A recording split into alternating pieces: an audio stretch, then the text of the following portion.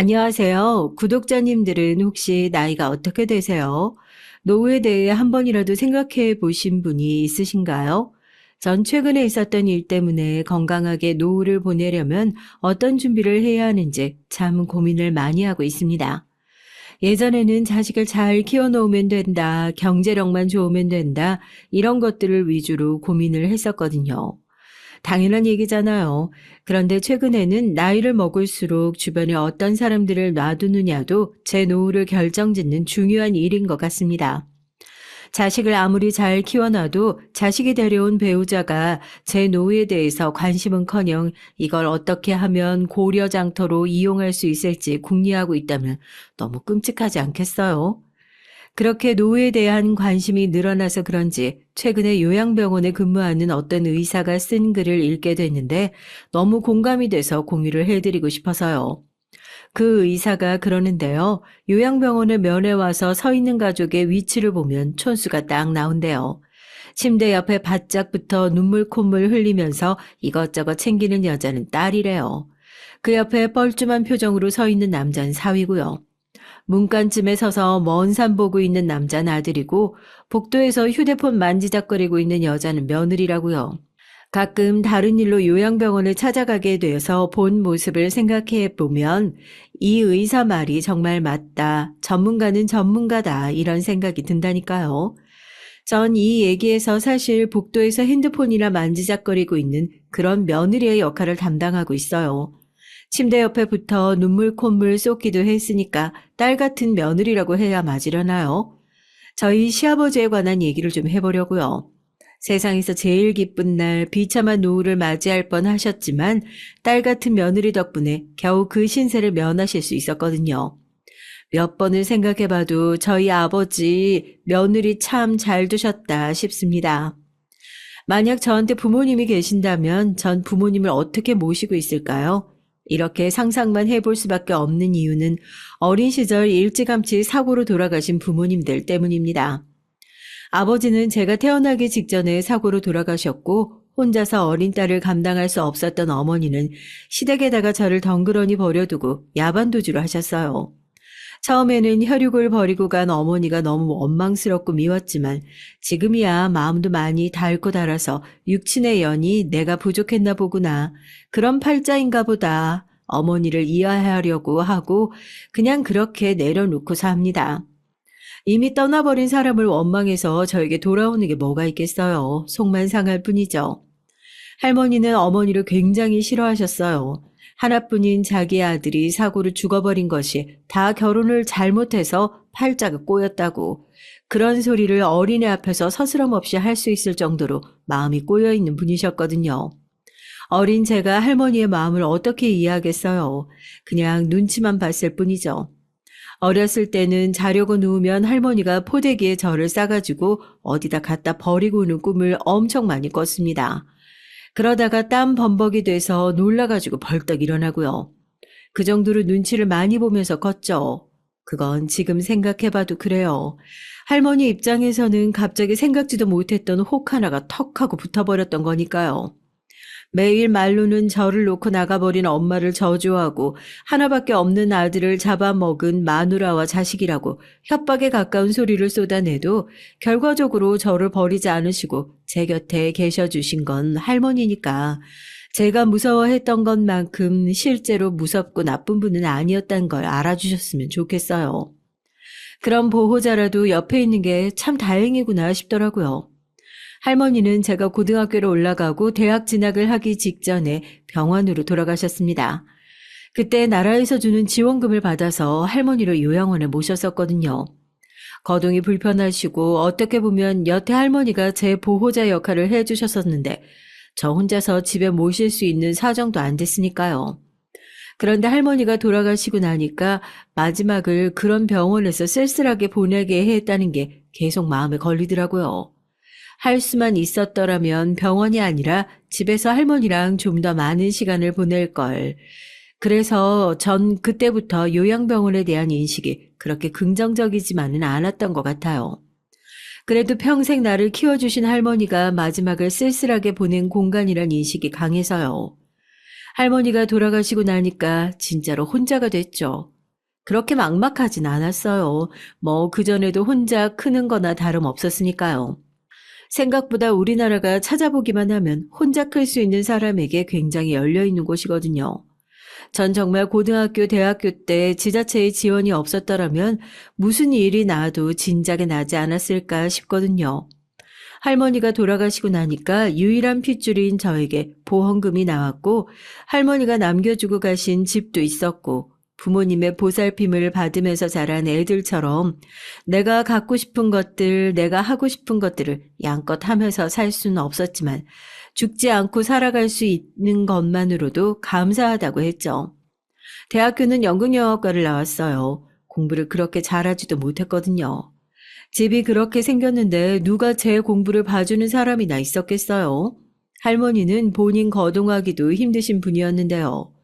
고등학교 때 입시 설명회를 한답시고 이런저런 대학교에서 와서 설명을 해주잖아요. 그냥 대학만 가자는 심산으로 거기를 돌아다니고 있는데 저를 붙잡은 사람이 그러더라고요. 탈이 참 좋으니까 연극영화과로 진로를 한번 정해보는 게 어떻겠냐고요. 눈빛에서 연기로 표현할 수 없는 외로움과 공허함이 있더나요. 제가 부모님 없이 살아서 그런가 보죠 라는 말이 목구멍까지 튀어 올랐지만 아 그러냐고 그럼 나중에 진로 상담할 때 생각해 보겠다고 그러고 말았죠. 그런데 부모님이 있고 없고가 차이가 나는 것 같아요. 다른 애들은 다 자기 부모님이랑 머리를 맞대고 어느 대학에 가는 게 좋을지, 내가 어떤 진로를 선택하는 게 좋을지 의논할 수 있잖아요. 저도 물론 학교에서 선생님들과 그런 얘기를 하긴 하지만 선생님들은 말 그대로 선생님일 뿐이죠. 제가 지금 이성적으로 어느 대학에 갈 수 있는지 부모님이랑 진로 상담은 해봤는지 부모님이 안 계시는 친구들은 보호자나 다른 분들이랑 상의를 해서 진로조사표를 얼른 작성해서 오라는 형식적인 얘기뿐이었으니까요. 저도 담임 선생님이랑 진로 상담을 하러 들어가서 연극영화과를 써볼까 봐요 하고 기어 들어가는 목소리로 얘기를 하니까 선생님이 진로조사표를 막 작성하다가 제 얼굴을 힐끗 보고 그래 해봐라 얼굴이 나쁘지 않네 이런 얘기 한마디 툭 던지고 말았어요. 그렇게 어영부영 진로가 결정됐고요. 뭐 할머니가 돌아가시기 전에 했던 얘기를 들어보면 저희 엄마가 결혼하기 전에 대학로에서 잠깐 연극 배우를 한 적이 있다고 그랬거든요. 그래도 나도 부모님한테 물려받은 뭔가가 있구나 했네요. 부모 안 닮는 자식 없다고 자식 버리고 가버린 책임감 없는 엄마와 얼굴도 본 적 없는 아버지에게 나도 물려받은 것이 하나는 있구나 하고요. 오히려 대학교를 들어가니까 좀 낫더라고요. 고등학교 때는 하루 종일 애들이 서로 살부대끼면서 지내다 보니까 너네 부모님은 뭐 하시냐, 너는 누구랑 사냐, 누군가에게는 상처가 될 수 있는 질문을 서스럼 없이 하기도 하고 또 그게 따돌림의 이유가 되기도 하잖아요. 그런 시절들을 다 겪으면서 성장해서 그런지 사연을 쓰면서 처음 고백을 하네요. 대학교를 입학하고 난 이후에는 그런 따돌림 속에서 잠시 벗어나고 싶었어요. 나도 늦으면 늦는다고 걱정해주는 부모님이 있었으면 좋겠다 싶었고요. 부자 부모님 만나서 걱정 없이 살았으면 좋겠다. 솔직히 그런 꿈도 꿨었어요. 그 나이 땐 그럴 수 있잖아요. 남들이랑 다른 게 죽기보다 싫었죠.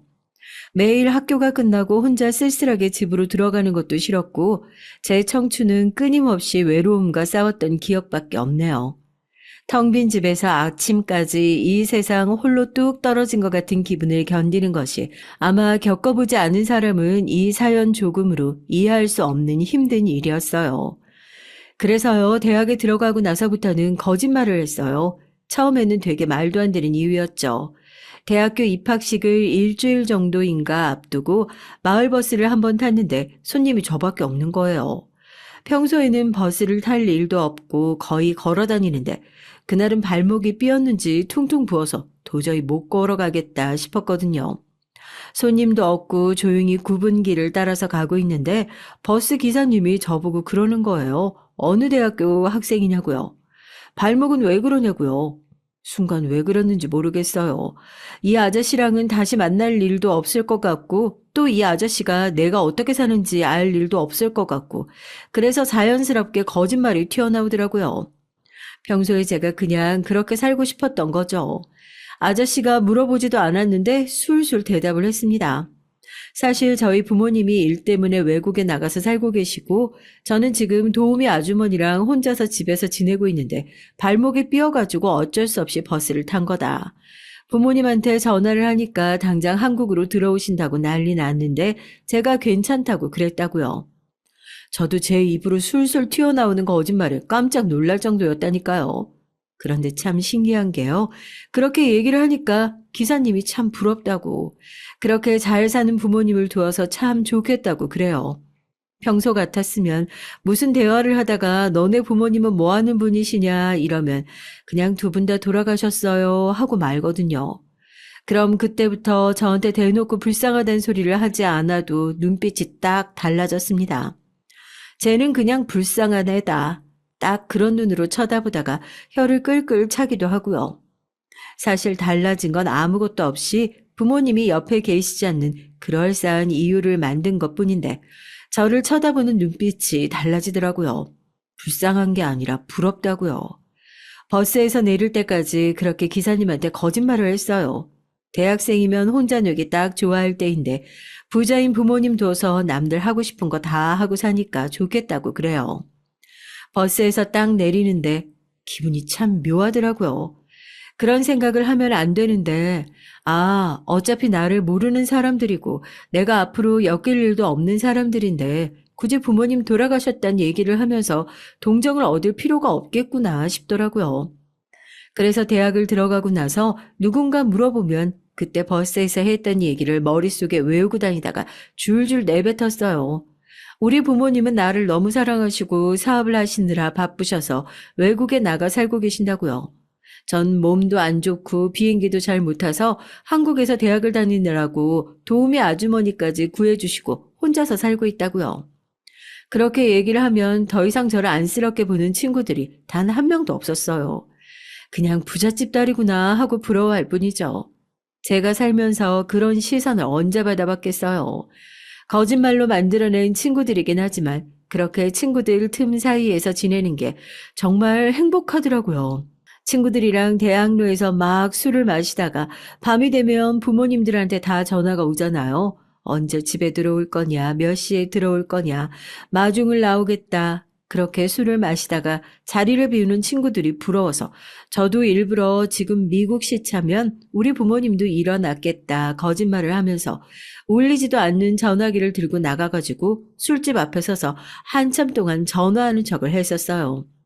진짜로 자기를 걱정해주는 사람들과 통화를 하는 애들이 한 트럭이 깔린 대학로에서 아무도 없는 수화기 너머로 허공에다 대고 저도 엄마가 있었으면, 아빠가 있었으면 하고 싶은 말들을 했었네요. 엄마, 나 오늘 친구들이랑 술 마시고 노느라 조금 늦을 것 같아요. 아니에요, 많이 안 늦어요. 술도 많이 안 마셨어요. 조심히 집에 들어갈게요. 이따가 집에서 봬요. 참 비참하죠. 그게 뭐라고 그렇게 연기를 했나 몰라요. 20년 평생 부모님 없이 살아왔는데도 그 사실은 저에게 여전히 적응이 되지 않고 부끄러운 순간들이었죠. 부모님이 없다는 것이 부끄러운 게 아니라 그 사실에 당당하지 못하고 웅크리는 제 자신이 너무 부끄럽고 싫었어요. 그런데 제가 연극영화과를 다녔잖아요. 다른 건 몰라도 진로 선택은 잘했구나 싶어요. 이런저런 작품을 연습하면서 이 사람으로도 살아보고 저 사람으로도 살아볼 수 있는 게 참 좋더라고요.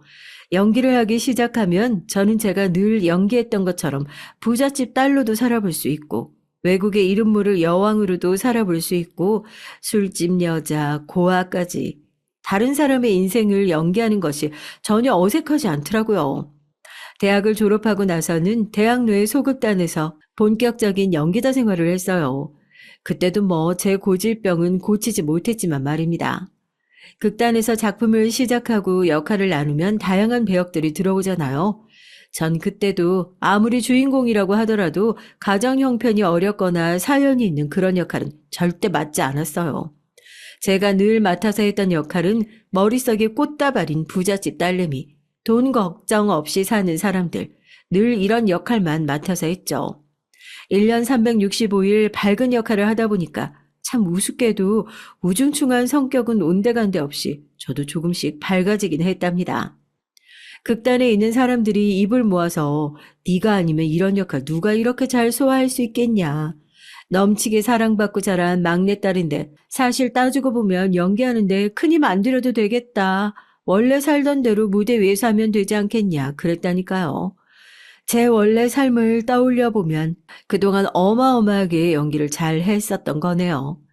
그래도 연기가 제 여태 인생을 살면서 가장 좋아했던 일 중 하나입니다. 좋아하는 일을 하니까 돈벌이는 크게 안 되지만 밤새 연습을 하고 공연을 올리고 하는 일들이 너무 좋았어요. 할머니가 돌아가시고 받았던 보험금도 생활비로 거의 다 쓴 마당에 저도 극단의 적은 수입만 가지고는 살아갈 수가 없어서 연습이 없는 시간에는 고깃집에서 아르바이트를 했었어요. 제가 아르바이트를 하는 모습을 본 극단 사람들은 용돈도 많이 받는 애가 무슨 아르바이트까지 하냐길래 대충 연기 스펙트럼을 좀 늘리고 싶어서 이것저것 일을 해보려고 한다고 얼버무리기도 했었죠. 뭐가 그렇게 싫어서 아등바등 거짓말을 하면서 살았는지 창피할 뿐입니다. 남편은 그렇게 제가 극단에 있던 시절에 만났던 사람이에요. 남편 외모가 꽤 괜찮은 편이라서 제가 극단에서 만났다는 얘기를 하면 다 같이 배우 활동을 했었냐고 물어보시는 분도 있는데 그런 건 아니고요. 남편은 그냥 저희 극단에서 올리는 공연을 정말 좋아하는 팬 중 하나였어요. 소극장에서 하는 공연이 뭐 매진되는 일도 많지 않고 여러분이 머릿속에 떠올리시는 그런 공연보다는 조금 조악한 것들이 있어요. 돈은 되지 않지만 연기에 대한 열정만 가지고 매달리는 사람들이 모여있는 곳인 거죠. 아무리 인기가 없는 공연이라도 남편은 꼭 극단의 의리를 지키기로 약속이라도 한 것 마냥 관객석을 혼자 지키고 앉아 있었죠. 공연만 올리면 쫓아다니는 사람, 저도 처음에는 남편을 그렇게 기억하고 있었고요. 공연을 마치고 나면 가족, 친구, 연인, 배역을 맡았던 사람들의 공연이 끝나길 기다렸다가 꽃다발을 안겨주는 일이 종종 있어요. 저한테는 그렇게 챙겨줄 사람이 없었기에 제가 주연으로 서는 작품이 있으면 끝나기 전에 꽃집에다가 미리 연락을 해서 마치 멀리 계신 부모님이 저를 챙겨주시는 것 마냥 커다란 꽃바구니를 주문해서 저희 연습실에 배달이 올 수 있게끔 했었네요. 제 돈 주고 산 꽃이지만 커다란 꽃바구니를 안고 집으로 돌아가면 그래도 사람들 틈에서 조금 덜 쓸쓸한 느낌이 들어서요. 그날도 제 무대가 끝나고 시간 맞춰 꽃집에서 배달 온 꽃바구니를 보면서 이제 저걸 안고 집으로 돌아가서 라면이나 하나 끓여 먹고 자면 이 공연도 끝이 나겠구나 했었는데 꽃 배달을 하러 오신 기사님이 다시 한번 제 이름을 확인하시는 거예요. 김상희 씨 맞죠? 하고요. 뭐 배달에 문제가 생겼나 혹시 내가 배달을 시킨 걸 들키기라도 하면 어떡하지 조마조마해 하고 있는데 뒤에서 커다란 꽃바구니를 하나 더 내밀더라고요. 꽃 배달이 하나 더 있는 걸 깜빡했다면서 수령잔 안에 사인을 좀 해달라고요. 전 분명히 꽃집에 가서 꽃바구니 하나만 시킨 상황이었고 제 근처에는 저한테 배달을 해줄 사람도 전혀 없는데 이게 무슨 일인가 어안이 벙벙하고 주변 사람들은 숨겨둔 애인이라도 있는 거냐며 박수를 치고요. 카드 한 장 안 붙어 있는데 꽃바구니 2개 양손에 들고 퇴근길에 우연히 저를 부르는 목소리에 이 선물의 주인공이 누군지 알게 됐죠. 바로 남편이었어요. 오늘 주연 맡으셨던 김상희 씨 맞으시죠? 제가 여기 극단의 공연을 정말 자주 보러 오는데 상희 씨처럼 밝고 행복하게 연기하시는 걸 처음 봤어요.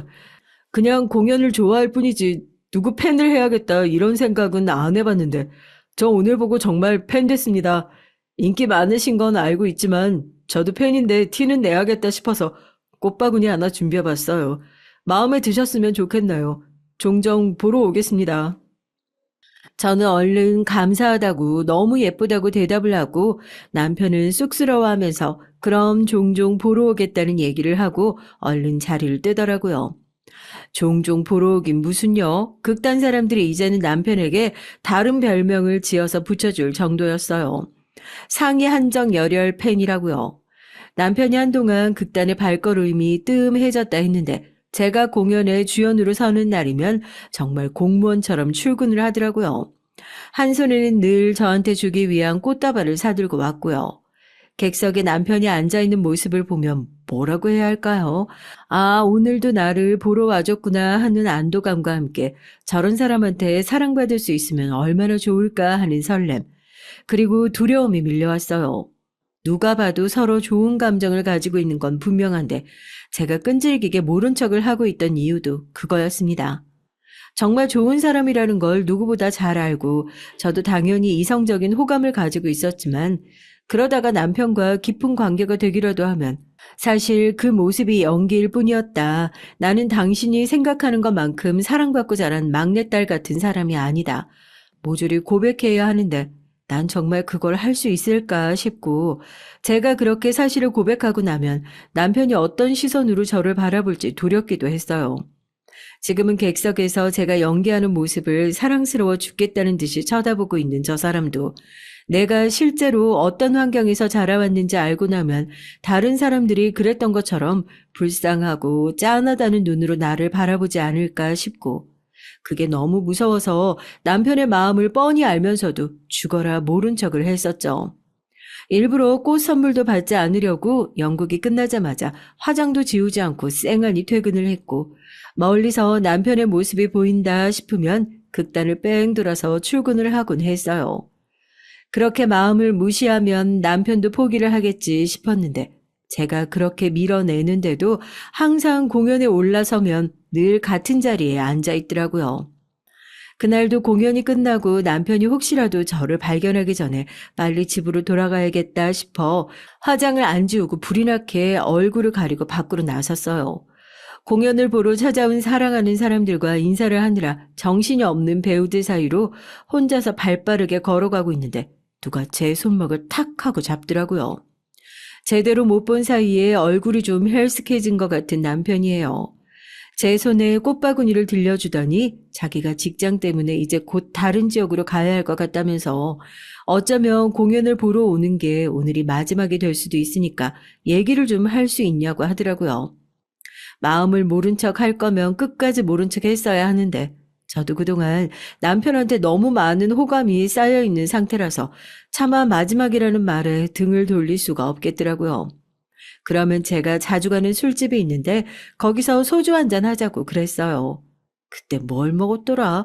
둘이 앉아서 수제비 하나 시켜놓고 술집에 들어오고 나니까 갑자기 비가 막 쏟아져서 막걸리 한 병을 시키고 어색하게 앉아 비 떨어지는 소리만 가만히 듣고 있었죠. 상희 씨는 누가 봐도 곱게 자라서 이런 가게는 절대 안 올 것 같은데 은근히 또 입맛은 이런 취향이신가 봐요. 생각해보니까 저는 공연만 보러 다녀서 상희 씨를 잘 모르는 것 같기도 하고 또 언젠가 기회가 되면 이렇게 얘기 한번 해보고 싶다고 생각을 했었는데 요즘 공연을 보러 가면 저를 피하시는 것 같은 느낌이 들어서요. 혹시라도 만나시는 분이 생기신 건지. 그러면 저도 더 이상 귀찮게 하지 않고 깔끔하게 마음 정리하겠습니다. 곱게 자라서 이런 가게는 절대 안 와봤을 것 같다는 얘기가 어찌나 웃기던지요. 제가 그동안 정말 연기를 잘했나 보구나 싶었어요. 어차피 이제 다른 지역에 간다고 하니까 저도 더 이상 이 사람한테는 거짓말을 할 필요가 없겠다 싶더라고요. 뭐 만나는 사람이 생기고 그런 건 아니다. 그런데 제가 그쪽한테 거짓말을 한 건 맞다. 운을 띄웠죠.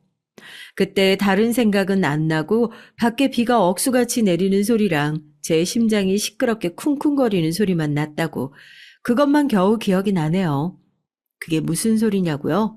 깜짝 놀라서 쳐다보는 남편을 보면서 용기가 안 나서 술도 잘 못 마시는데 막걸리 한 잔을 쉬지도 않고 꿀떡꿀떡 마시고 처음부터 끝까지 제 얘기를 꺼냈습니다. 전 그쪽이 생각하는 것처럼 곱게 자란 사람도 아니고 부잣집 딸도 아니라고요. 부모님이 계시지 않았던 유년 시절부터 남들과 다른 게 싫어서 꾸역꾸역 거짓말을 하고 아무도 시키지 않은 연기를 하면서 살아왔던 지난날까지 하나도 남김없이 털어놨어요.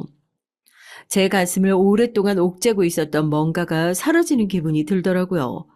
비로소 솔직해지고 진실된 삶을 살게 된 것 같다고 해야 하나요? 얘기를 하면서 몇 번이나 울컥해서 눈물을 참기도 하고 아무렇지도 않은 표정으로 가만히 제 얘기를 들어주고 있는 남편을 보면서 긴장해서 막걸리를 연거푸 들이키기도 하고 그렇게 제 절절한 진실 고백이 끝이 났습니다. 얘기를 하면서 한편으로 후련하기도 하고 남편과의 인연은 여기서 끝이 나겠구나 싶어 속상함을 감출 수도 없어서 한숨을 푹 내쉬면서 맞은편에 앉아있는 남편의 표정을 살폈는데요. 세상에 남편이 제 얘기가 끝나자마자 손으로 얼굴을 감싸고 있길래 한숨을 쉬나 했더니 자세히 보니까 어깨를 들썩이면서 울고 있더라고요. 너무 놀라서 휴지를 한 움큼 뽑아서 남편에게 건네주면서 왜 그러냐고 했더니 평생 그렇게 연기를 하면서 살 수밖에 없었던 제가 너무 안쓰럽답니다.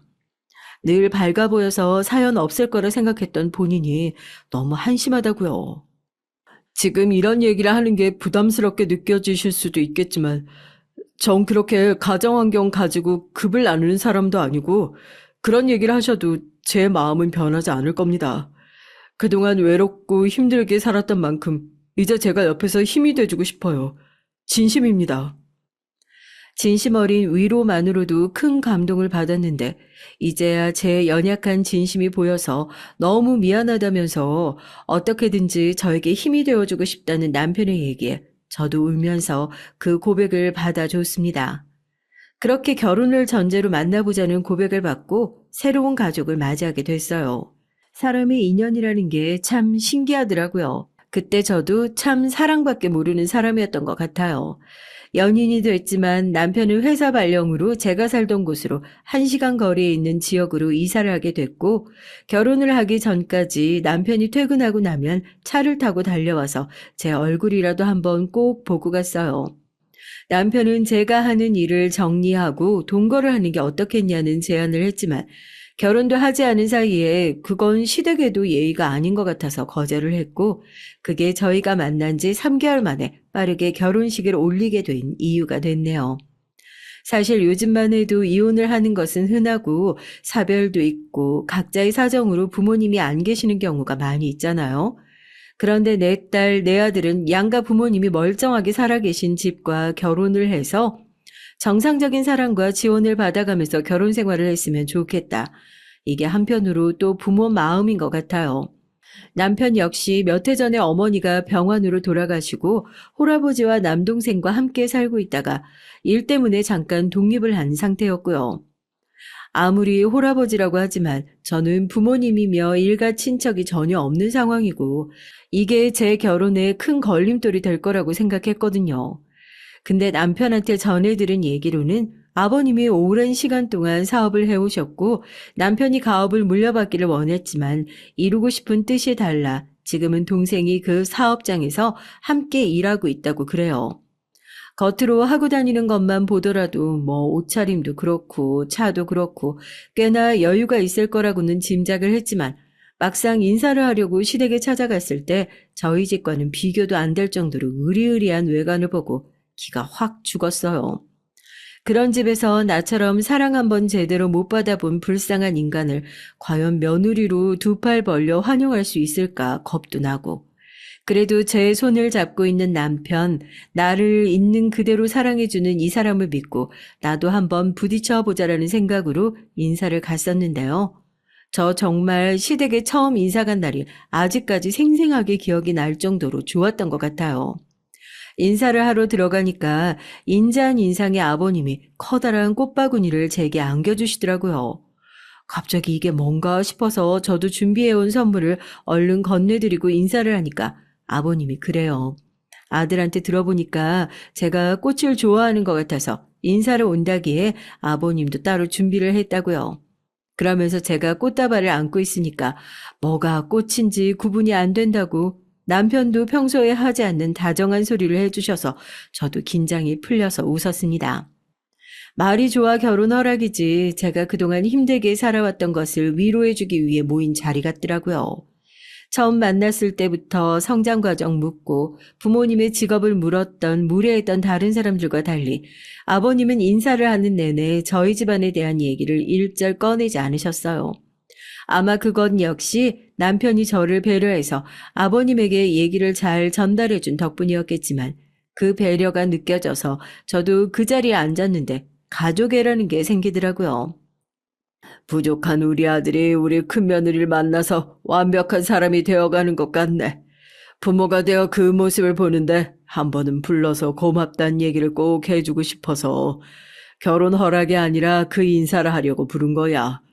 큰아들로 태어나서 얼마나 어깨가 무거울지 아비인 내가 그 속을 어찌 다 알겠어. 앞으로 그 무거운 마음을 우리 큰며느리가 옆에서 잘 나눠 들어주면 더 바랄 게 없겠네. 우리 집 와줘서 우리 아들 가족이 되어줘서 정말 고맙네. 남편한테 위로를 받았을 때도 그렇게 울지 않았는데 큰며느리라는 호칭을 붙여주시면서 제 손을 조심스럽게 잡고 토닥여주는 아버님 앞에서 어린아이처럼 펑펑 울었어요. 일평생 가족에게 이런 사랑을 받아본 적이 있었던가 싶고 아버님의 따뜻한 손을 잡으면서 저에게도 비로소 가족애라는 것이 생겨난 느낌이었죠. 그때 결심했어요. 남은 인생 진심을 다해서 아버님과 남편에게 잘하자고요. 가족이 없는 나를 받아준 이 사람들에게 나도 진정으로 잘하자고요. 결혼을 하고 나서도 아버님의 사랑은 더하면 더했지 식을 줄 몰랐어요. 어디 여행을 가셔도 우리 큰어머니 큰며느리 하면서 제 선물을 가장 먼저 챙기던 아버님. 시집을 간 이후로 농담이 아니라 손에 물 한 방울을 묻혀본 적이 없어요. 그렇게 귀하게 자라지도 않았는데 아버님과 함께 있으면 제가 무슨 정말 귀한 대접을 받으면서 자란 사람처럼 그렇게 귀하게 대접을 해주셨습니다. 정말 친아버지처럼 남편과 부부싸움을 하고 나면 아버님 집으로 쭈루루 쫓아가서 창피한 줄도 모르고 미주알 고주알 얘기를 했고 그런 저에게 아버님도 본인의 고민을 스스럼 없이 털어놓으셨고요. 결혼을 하고 얼마 지나지 않아서 남편도 하고 있는 일을 정리하고 본가로 들어오게 됐습니다. 아버님이 사업을 하신다고 했잖아요. 남편은 사업에 취미가 없다며 일을 물려받는 것을 별로 원치 않았지만 아버님은 시동생에게 그 일을 별로 맡기고 싶어 하지 않는 눈치셨어요. 저에게도 늘 한숨을 쉬면서 돈 욕심만 가지고 하는 일이 아닌데 시동생은 항상 그 욕심이 겉으로도 보여서 걱정이라며 은근히 제가 남편을 설득해 주길 바라셨고요. 남편은 원래 다니던 회사에서 발령이 나서 지역을 옮겨 일을 잘하고 있다가 부서 이동 이후 일이 맞지 않아서 힘들어하고 있어서 제가 먼저 남편을 설득했어요. 아버님이 저렇게 말씀하시는데 그래도 당신이 형이니까 회사에서 동생을 조금 도와주면 어떻겠냐고요. 저희 남편이 다른 사람 말은 죽어도 안 들어도 제가 얘기하면 듣는 신용이라도 하거든요. 제가 진심으로 몇 번이나 설득을 하니까 아버님에게 먼저 찾아가서 일을 물려받는 것은 나중 일이고 일단은 회사로 다시 복귀를 하겠다 얘기를 했고 그러면서 자연스럽게 저희도 시댁으로 들어오게 됐고요. 시동생 입장에서는 이게 좀 불편할 수 있겠다 싶긴 했어요. 아무리 형제라고 하더라도 은근히 경쟁하는 구도에서 형이 난 이제 이 경기에 참여 안 하겠다 손들고 나갔었는데 다시 들어오는 꼴이 됐으니 얼마나 거슬렸겠어요. 혹시라도 제 결정 때문에 형제 사이가 틀어지면 어쩌나 걱정도 했는데 시동생이 얼마 안 가 결혼을 하게 되고 동서가 들어오고 난 이후에는 그런 형제의 난도 잠시 잠잠해지나 했습니다. 동서도 바쁜 시동생 때문에 하던 일을 정리하고 전업주부 생활을 했는데요. 그래서 그런지 처음에 동서가 들어오고 난 이후로는 사는 환경이 비슷한 친구를 사귄 것 같아서 참 좋더라고요. 제가 진심으로 마음을 터놓고 지낼 친구 한 명이 없잖아요. 동서가 그런 사람이 될 수 있을 것 같아서 좋았어요. 물론 불편했던 순간들도 있었죠. 동서는 결혼할 때부터 속 시원하게 시동생한테 회사를 물려주지 않는 아버님에 대한 불만이 많았습니다.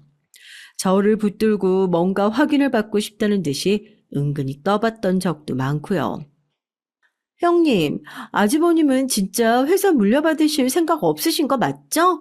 전 정말 아버님이 이해가 안 된다니까요. 그거 회사 뭐 평생 이고지고 사실 것도 아니고 왜 아들한테 물려주기 싫어서 그걸 아직까지 꼭 쥐고 계신지 모르겠어요. 제가 그런 게 아니라요. 다른 사람들이 보고 욕한다니까요. 욕심 많은 노인네라고요. 아, 이제 은퇴하실 나이도 됐는데 무슨 생각이신지 정말. 그런 불만 아버님이라고 모르셨겠어요. 아버님은 또 저를 불러 앉혀놓고 동선이는 무슨 생각인 것 같냐.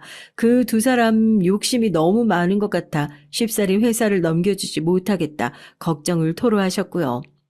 전 그래도 맏며느리잖아요.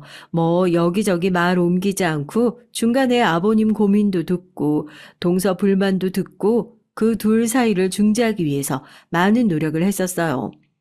그래도 서당께 3년이면 풍어를 읊는다고 결혼을 하고 맏며느리라는 나름의 직함을 받고 나니까 이렇게 가족한테 책임이 생기는구나. 저 자신이 뿌듯하게 느껴질 때도 있었답니다. 그 즈음에서 저희 집안에 아주 큰 사건이 하나 터졌어요.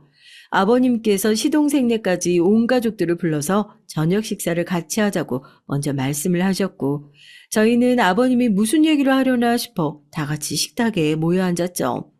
보통 아버님이 이렇게 먼저 가족들을 다 불러서 식사를 하자고 하실 땐 뭔가 중대 발표를 하시는 경향이 있어서 아버님이 팔순이 얼마 남지 않은 상황이라 팔순 기념으로 가족들이 다 같이 모여서 여행이라도 가자고 하시려나 싶었는데 가족들이 다 모여 있는 곳에서 아버님이 충격적인 중대 발표를 하셨습니다.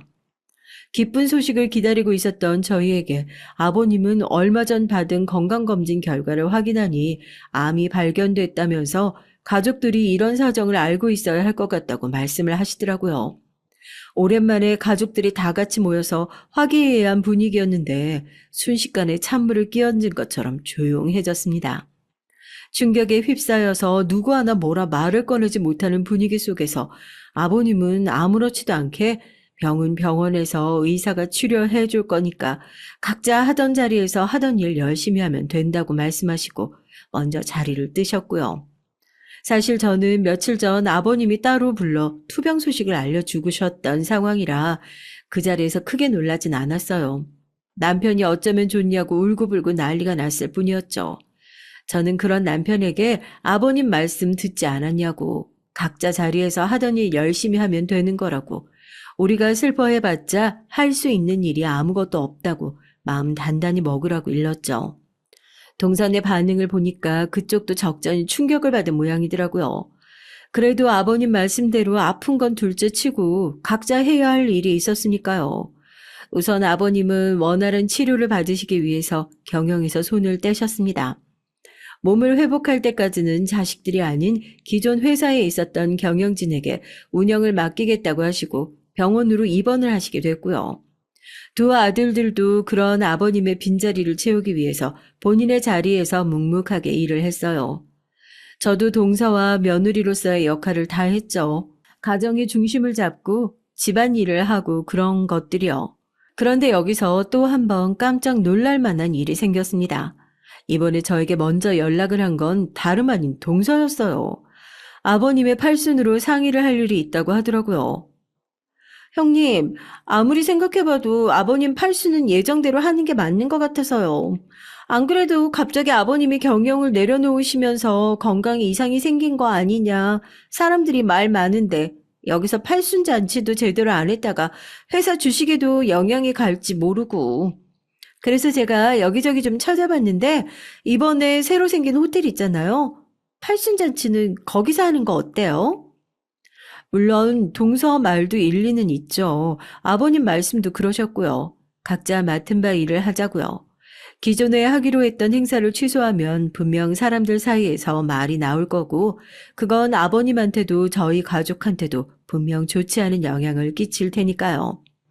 그래도 아버님 건강 문제도 있는데 가족끼리 다 같이 모여서 조용하게 행사를 치르면 어떻겠냐 말을 꺼내니까 그제서야 동서가 본색을 드러내더라고요. 주변에 듣는 귀 있는지 한참을 두리번거리던 동서가 저한테 은밀한 제안을 해왔습니다. 행사가 끝나면 아버님을 요양병원에 보내자고요.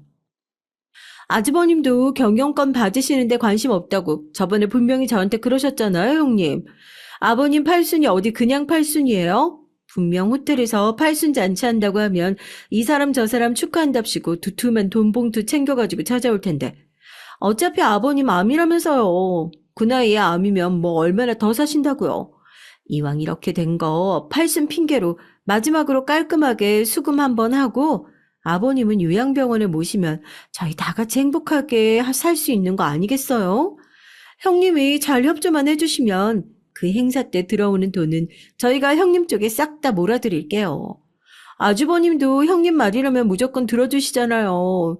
저희는 다른 거 욕심 없어요. 원래 받기로 했던 경영권 조금 일찍 받는 거다 생각하고 형님이 좀 도와주세요. 그 얘기를 들으니까 의심했던 게 확신이 되더라고요. 애초에 동서는 자기 남편의 경영권을 챙기기 위해서 혈안이 되어 있는 사람이구나 하고요. 이 사실도 모르고 지금 병원에 왔다 갔다 하면서 치료에 전념하고 있을 아버님을 생각하니까 속으로 화가 치밀어 올랐지만 여기서 뭐 더 할 수 있는 게 없다 싶어 딱 잘라서 동서의 제안을 거절했습니다. 무슨 얘긴지 알겠지만 나는 그래도 거둬주신 은혜 배신하는 그런 파렴치한 짐승 같은 인간은 되고 싶지 않다고요. 제가 거절할 것은 어느 정도 예상하고 있었는지 형님도 어차피 저랑 상의한 것만으로도 이미 한 배를 탄 거라면서 아버님한테 이야기 새들어가지 않도록 입조심하라고 되려 협박을 하더라니까요. 그러면서 아버님 팔순까지는 시간이 있으니까 잘 한번 생각을 해보라고 경영권을 받고 나면 시동생이 저희 하나 안 챙겨주겠냐면서 돈은 물론이고 회사에서 남편의 자리까지 확실하게 보장을 해줄 테니까 이럴 때 가족들끼리 힘을 좀 보태자고 그러는 겁니다. 혹시라도 아버님의 팔순이 진행되기 전에 시동생과 동서가 나쁜 마음을 먹을까봐 정말 감시를 하는 마음으로 두 사람을 지켜보고 있었어요.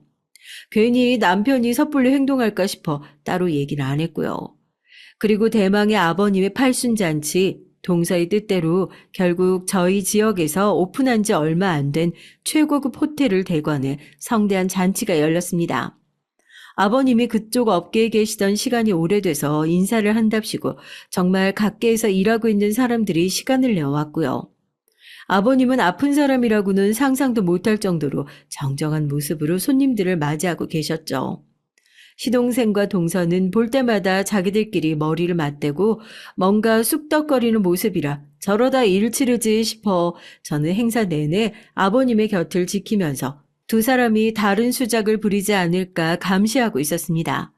다행히 별 탈 없이 행사는 무사히 진행되고 있었고 사람들이 즐겁게 음식을 먹고 웃으면서 얘기를 하고 있을 때 아버님은 하실 말씀이 있다면서 사람들을 주목시키셨죠. 요즘 누가 팔순잔치를 하냐. 가족끼리 조용히 해도 모자랄 판에 다 늙어서 무슨 이렇게 큰 판을 벌리냐 하시는 분들도 있을 것 같습니다. 제가 오늘 이곳에 여러분들을 초대한 이유는 그동안 저를 가지고 왔다 갔다 해왔던 소문들에 대해서 해명을 하는 시간을 좀 갖고 중요하게 발표할 내용이 있어서입니다. 제가 경영 일선에서 물러난 이유가 끔찍한 병에 걸려서다, 암에 걸려서다 이런 말들이 많았는데 예, 맞습니다. 얼마 전 간암 진단을 받았고 이제 회사를 정리해서 자식들에게도 기회를 줘야겠다 생각이 들었어요. 다행히 암이 깊지 않아서 지금은 치료를 받고 잘 회복하고 있는 상태고 아마 수술을 마치면 완치가 되지 않을까 싶습니다. 오늘 이 기쁜 소식도 전할 겸 이후에 제 경영권을 이어받을 자식을 소개시키는 자리를 갖고자 여러분을 모셨습니다. 시아버지의 암이 생각보다 깊지 않다는 얘기는 오로지 가족들 중에 저만 알고 있었던 내용이었죠.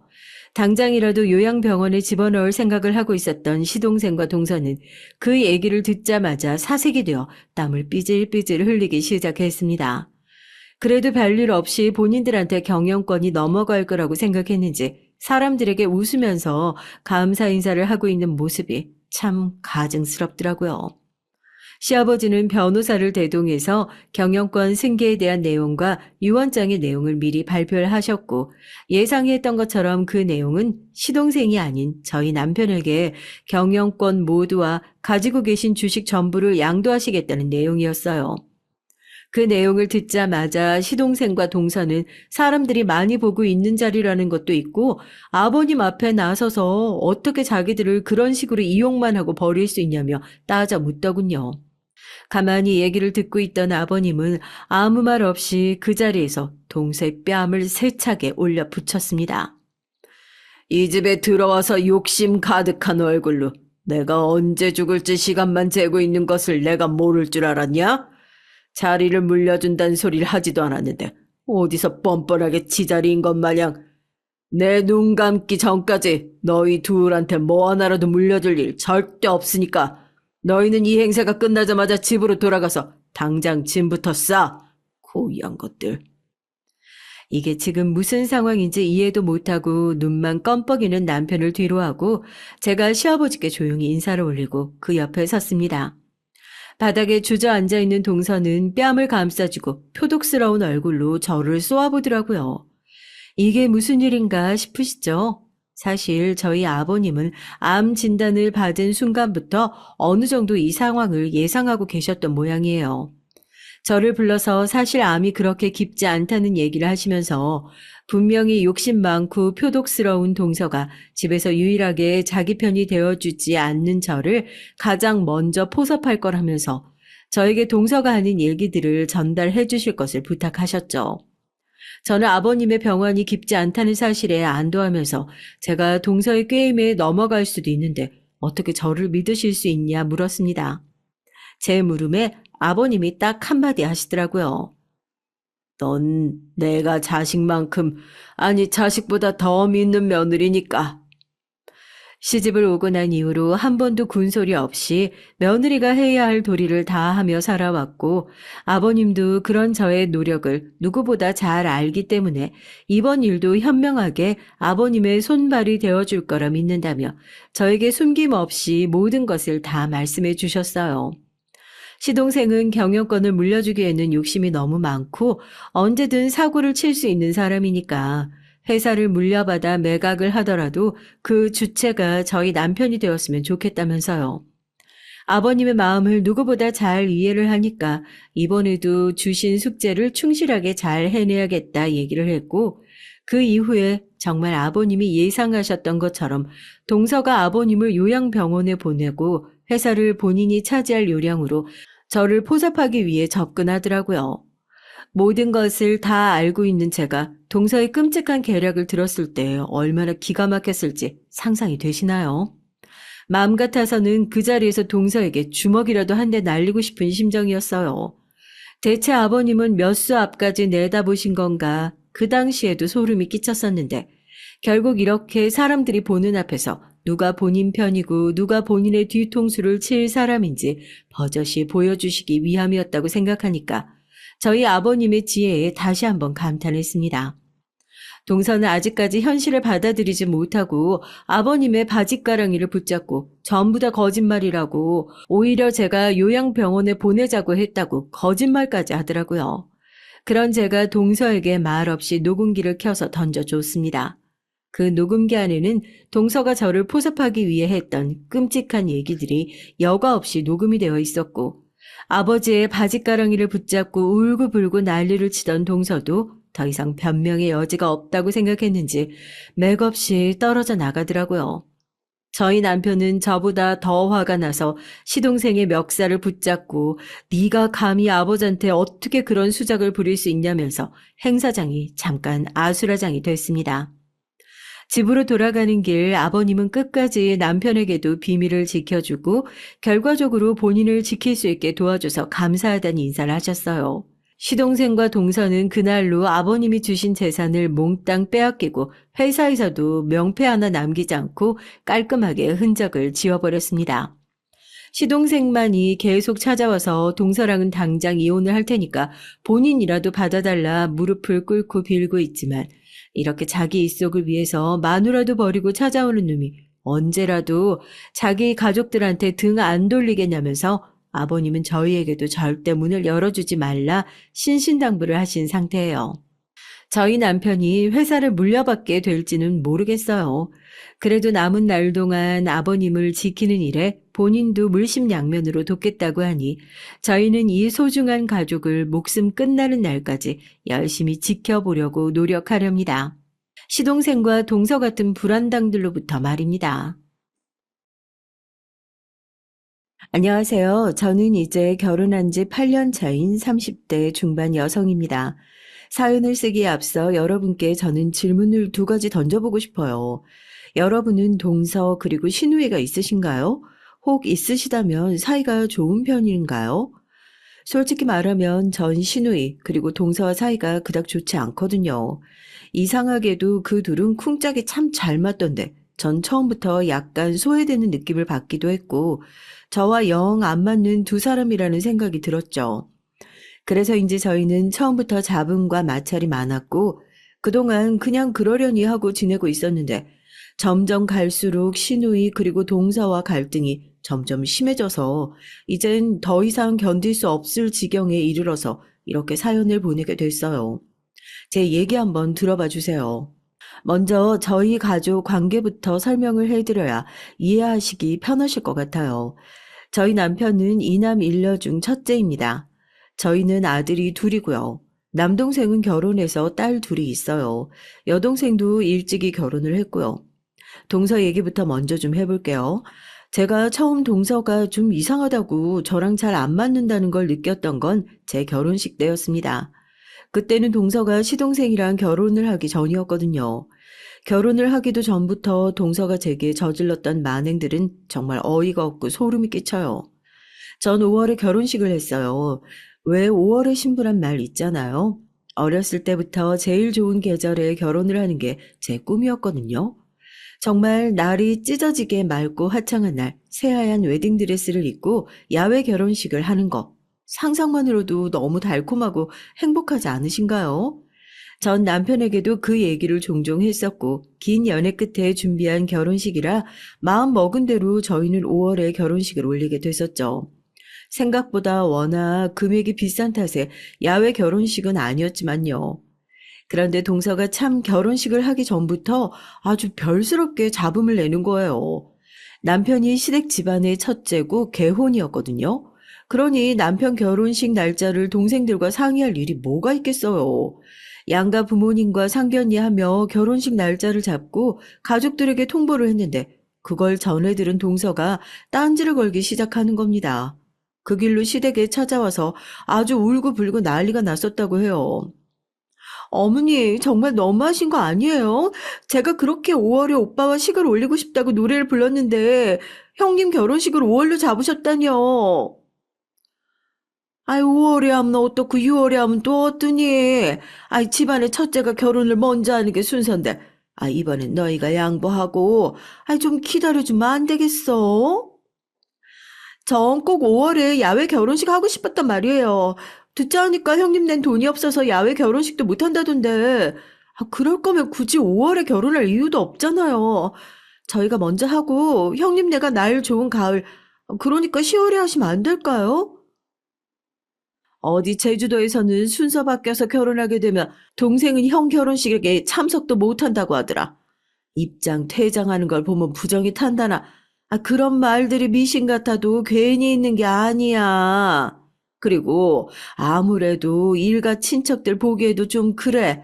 전 그렇게 5월 결혼식이 하고 싶으면 아예 내년 5월에 하는 것도 생각해봐라. 아니, 결혼식 전부터 형님 편만 드시고 정말 너무하세요. 이렇게 결혼식 전부터 회방을 놓는데 저도 사람인지라 좀 심란한 마음이 들더라고요. 그래도 손 아랫사람이고 이미 날은 정해졌고 어머님이 저렇게까지 말씀을 하시는데 아이처럼 떼를 쓰는 것도 아니고 대드는 것이 전 처음부터 동서가 참 마음에 들지 않았습니다. 그래도 다행인 건 시아버님이 정말 대쪽 같은 분이시고 집안의 서열을 중시하는 분이시라 더 이상 저에게 동서의 징징대는 소리가 들려오지 않게 단도리를 참 잘해주셨어요. 그래서 별 탈 없이 결혼식을 준비하게 됐고요. 그렇게 결혼식 날이 밝아오고 아침부터 정말 분주하더라고요. 머리도 하고 메이크업도 받고 하객들도 정말 많이 와서 정신없이 신부 대기실에서 인사를 하고 있는데 갑자기 밖에 하객들이 웅성웅성대는 소리가 들리기 시작하는 거예요. 제 절친한 친구 한 명이 신부 대기실로 뛰어와 밖의 상황을 알려주는데 전 제 귀를 의심했어요. 얘, 너네 시동생 뭐야? 방금 왔는데 난 다른 홀에서 결혼하는 줄 알았다. 아니, 신랑 신부 입을 법한 한복을 입고 헤어랑 메이크업 코디도 받고 온 거 있지? 아, 지금 혼주처럼 앞에서 하객들 맞이하고 인사하고 있어. 그런 경우가 어디에 있어요? 아, 엄연히 결혼식의 주인공은 저와 신랑인데 요새 말로 시선 강탈이라고 할까요? 그걸 시동생과 동서가 하고 있다니 전 제 눈으로 확인하기 위해서 대기실 밖으로 나섰죠. 웨딩 플래너가 만류했지만 전 참을 수가 없었습니다. 신부님 지금 움직이시면 안 돼요. 화장실도 어지간하면 참으셔야 되는데. 잠깐만요. 밖에서 보고 올게요. 급한 일이라서 그래요. 그렇게 로비로 나가 보니까 친구 말대로 동서와 시동생이 와 있는데 그 차림새가 참, 아니 글쎄 아직 식도 안 올린 사람들이 정말로 신랑 신부처럼 화려한 한복을 입고 왔더라고요. 연지곤지만 찍으면 그 자리에서 전통올려 올려도 아무도 이상하게 여기지 않을 정도로요. 동서는 그렇다 쳐도 시동생까지, 아니 무슨 연예인이나 할 법한 진한 화장들을 하고 마치 자기들이 주인공인 결혼식인 것처럼 시댁 친척 식구들이며 하객들에게 인사하고 있는 꼴을 보니까 아니 정말 기가 막히더라고요. 마치 남의 결혼식을 망치려고 작정한 사람들 같았어요. 왜 가끔 그런 말 들은 적 있거든요. 남의 결혼식에 하얀색 드레스 입고 가서 신부인 양 맨 앞에서 사진 찍는 사람이나 남의 결혼식 배경으로 자기 여자친구에게 프로포즈하는 무개념들이요. 말로만 들었지 그게 제 결혼식에서 실제로 일어날 줄 누가 알았겠어요? 그것도 남도 아닌 제 남편의 친동생이 그럴 줄 정말 꿈에도 몰랐죠.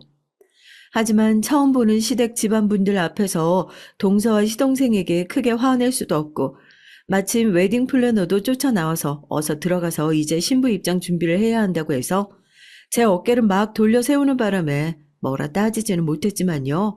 아직도 제 결혼식 사진만 봐도 그날이 생각나서 열불이 납니다.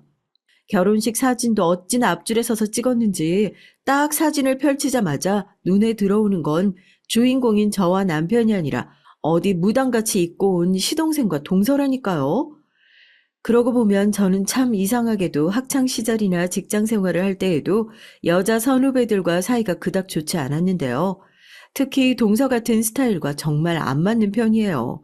왜 있잖아요. 여자들끼리 모이면 좀 은근히 견제하고 편먹어서 따돌리고 하는 거요. 그 주동자들을 가만히 보면 주인공병이 있는 애들이거든요. 혼자 제일 예뻐야 하고 제일 잘나야 하는 애들. 왠지 모르게 저는 그런 여자애들이 일으키는 갈등에 휘말려 들 때가 종종 있었어요.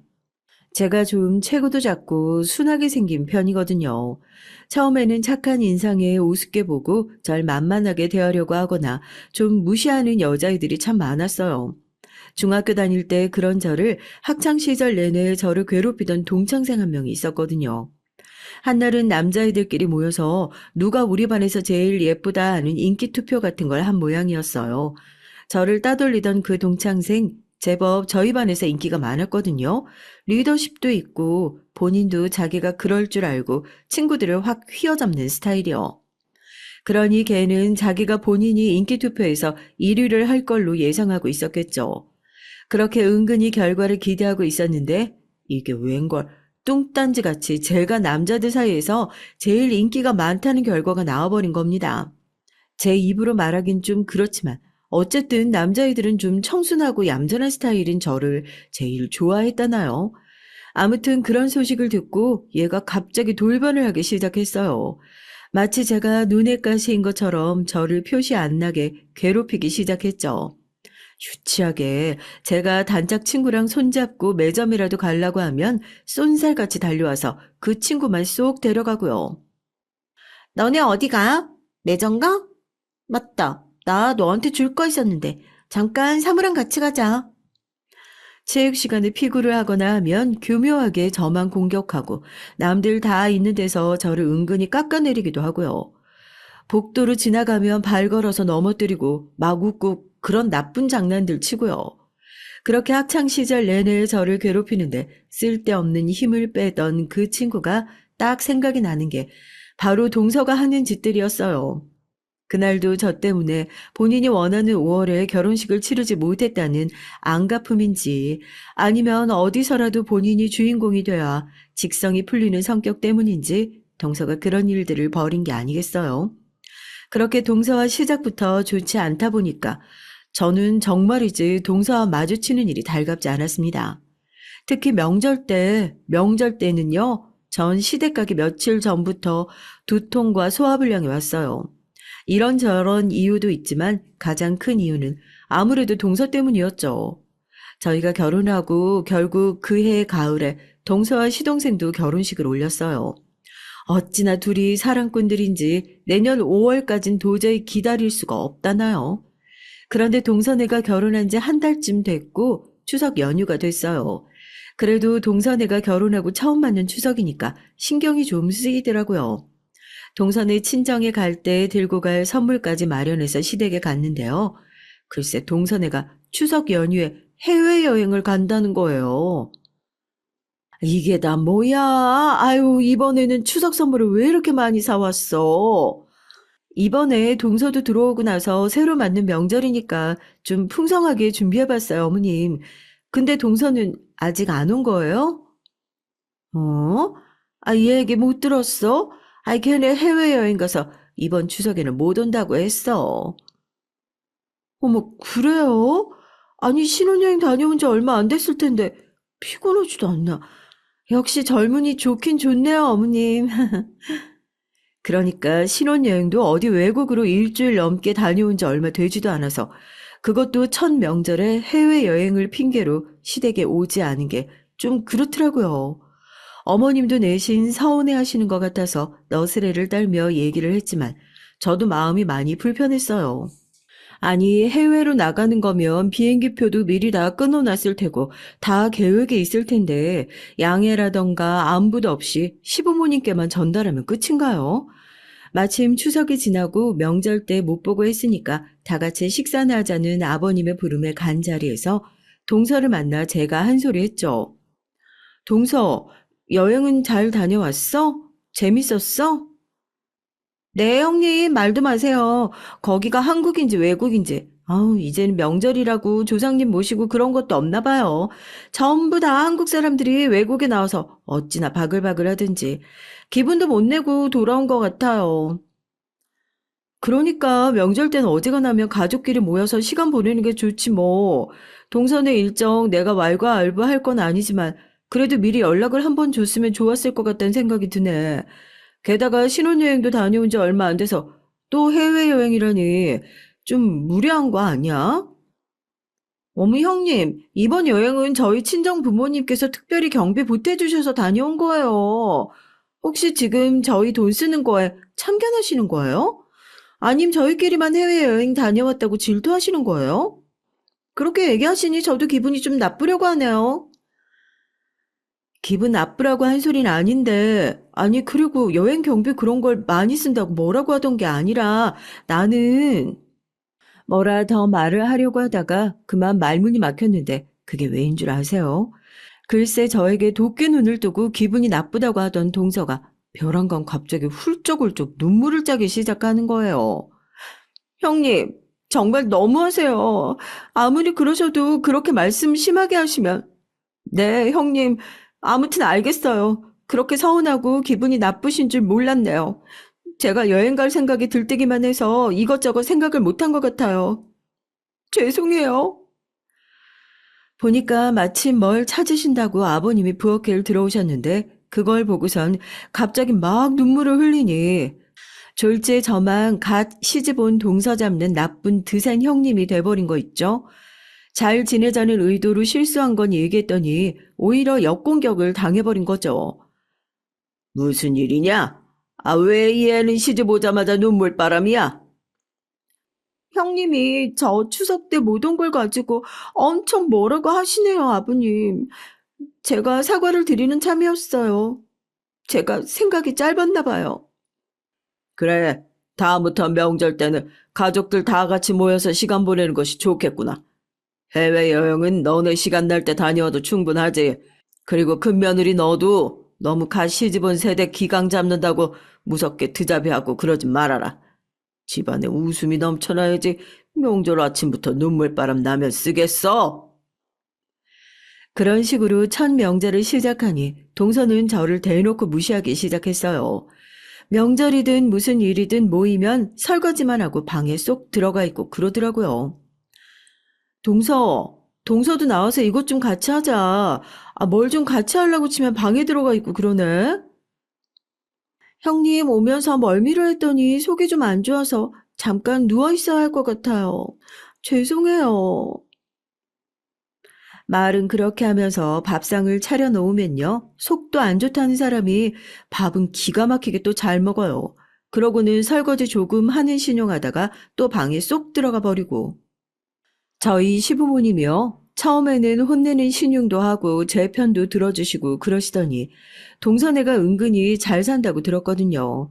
시동생이 일하는 회사도 동서애랑 무슨 연관이 있다고 그러더라고요. 듣기로 시동생이 결혼한 지 얼마 안 돼서 회사에서 큰 승진을 했는데 그게 동서덕이라고 들었어요. 회사에서 몇 년을 정성을 쏟던 큰 거래를 시동생이 성사했고 그 인맥을 주선해 준 게 동선의 친정이라든가. 그래서인지 시댁에서는 크게 동서를 나무라는 일은 없었어요. 네가 윗사람이니까 이해를 좀 해다오. 내가 봐도 얄미운 구석이 없지 않아 있지만 얘가 워낙 곱게 자랐고 또 막내로 큰 터라 어리광이 좀 있는 것 같다.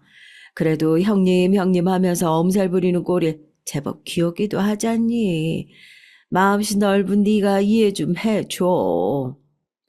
어머님이 그렇게까지 말씀하시는데 저도 뭐라고 할 성격까지는 안 되고 해서 그냥 지켜보고 있는 정도였죠. 그러다가 저는 아이를 가지게 됐고 만삭이 되니 차 타기도 힘들고 해서 시댁에 통가지를 못했을 때가 있었어요. 대신 어머님 아버님이 저희 사는 쪽에 오시면 식사도 하고 그렇게 지냈고요.